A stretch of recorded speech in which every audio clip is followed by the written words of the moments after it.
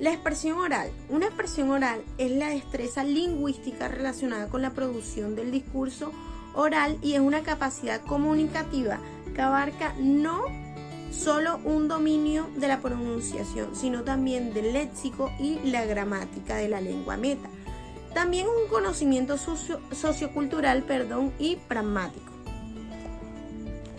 La expresión oral nos permite transmitir a nosotras las personas con las que hablamos la información, ideas, sentimientos, emociones y creencias, opiniones y actitudes a otras personas.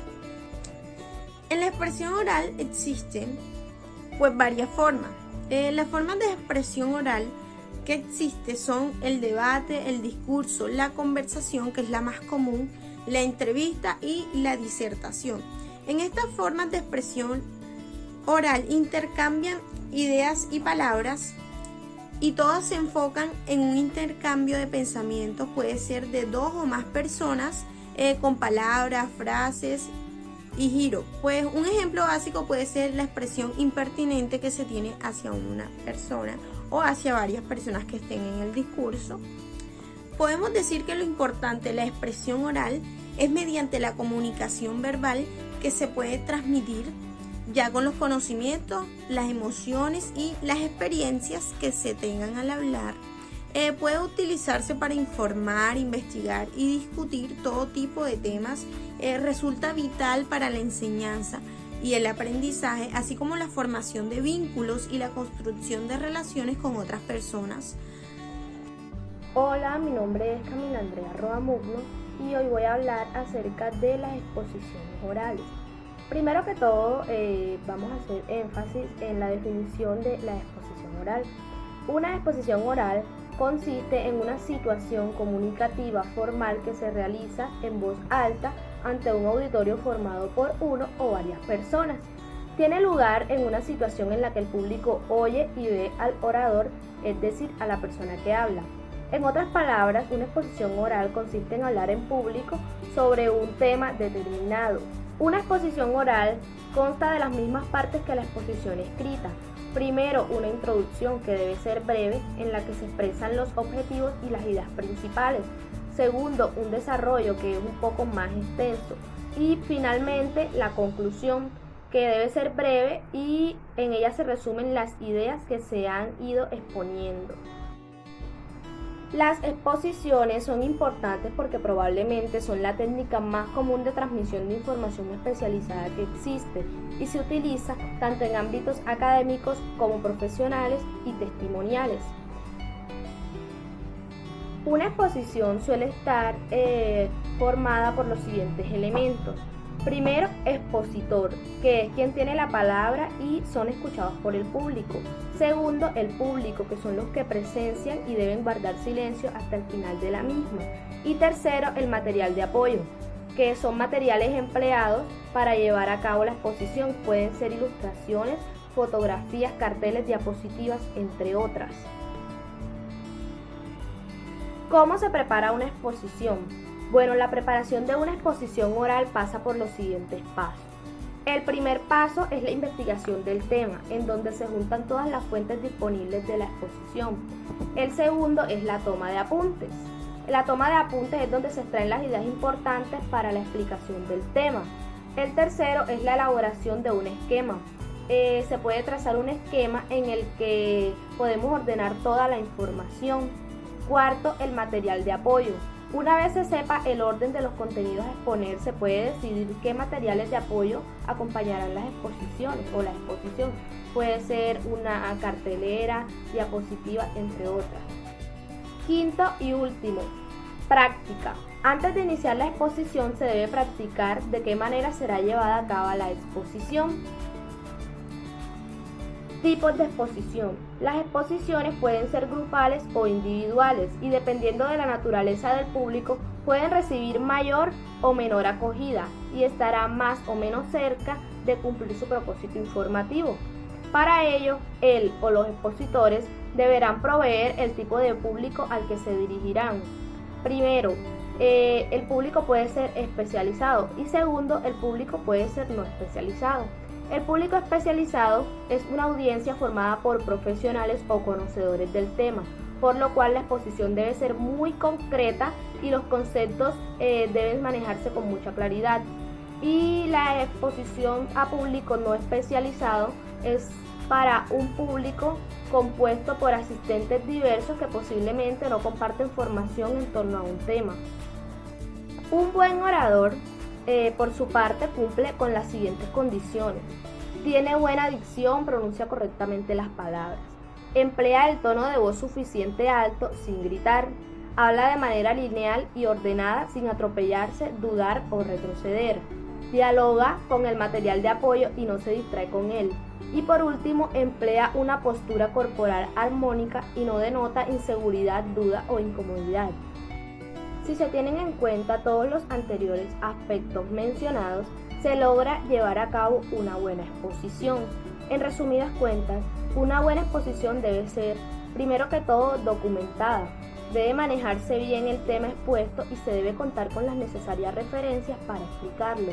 Segundo, amena, es decir, debe ser tolerable, ni muy aburrida ni muy abrumadora, con el tono de voz justo para abordar el tema de acuerdo al público. Tercero, organizada, debe abordar el tema con poco a poco, sin dejar por fuera elementos indispensables, sin retroceder ni adelantarse innecesariamente. Y por último, acotada, es decir, debe ocupar la cantidad de tiempo justo del que como referente para el ejemplo de lo que es una exposición oral, voy a tomar en cuenta la socialización que acabo de realizar, en la cual mi papel fue el de el expositor. En este caso yo me dirigí a un público especializado, que es la profesora. Durante la socialización o exposición se puede distinguir una introducción, que fue donde hice énfasis en el concepto de lo que es una exposición oral, luego el desarrollo, en donde se desglosó el tema, y finalmente una conclusión en la que hice como especie de un resumen del tema. Hola, mi nombre es Sheila Sarmiento Reyes y vengo a hablarles sobre el seminario. El seminario es una reunión con fines académicos en la que se da cita un número finito de especialistas e interesados en una materia para intercambiar, comentar, exponer y debatir al respecto durante uno o más días. Características: son intensivos y prolongados en el tiempo. Tienen siempre un tema o un conjunto de temas de interés común. Se lleva a cabo diversas actividades. Los resultados de un seminario pertenecen al grupo participante. La labor del debate y la discusión puede darse de diferentes modos. Hola profesora, mi nombre es Sheila Sarmiento y les vengo a hablar sobre qué es el debate. Es una forma de discusión formal y organizada que se caracteriza por enfrentar dos posiciones opuestas sobre un tema determinado. El debate está formado por tres entidades: los participantes, el moderador y el público. Pasos para elaborar un debate: elegir un tema de interés, preparar contenido, nombrar un coordinador o moderador, preparar el material, formar grupos, abrir una sección de preguntas y respuestas, llegar a una conclusión y elegir un ganador. Hay dos tipos de debate: formal. Se toma una lista de oradores, la cual pasa al frente a exponer su opinión. E informal. Todos pueden participar alzando la mano y cada uno da su punto de vista.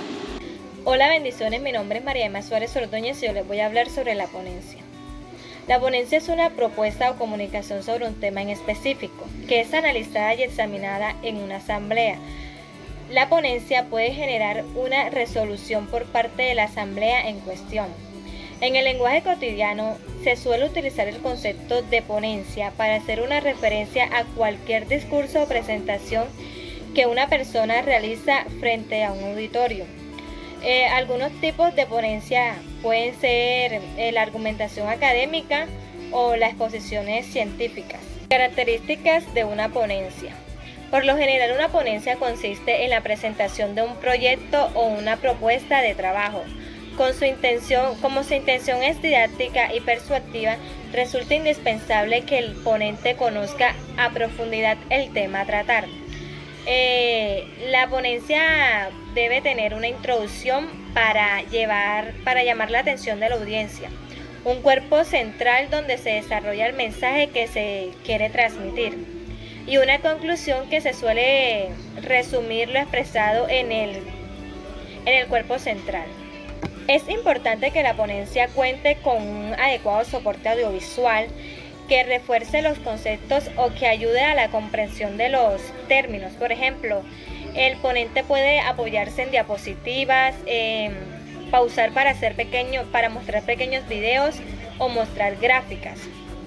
Sobre el tema final, la ponencia resulta necesario dejar un espacio para las preguntas o el diálogo.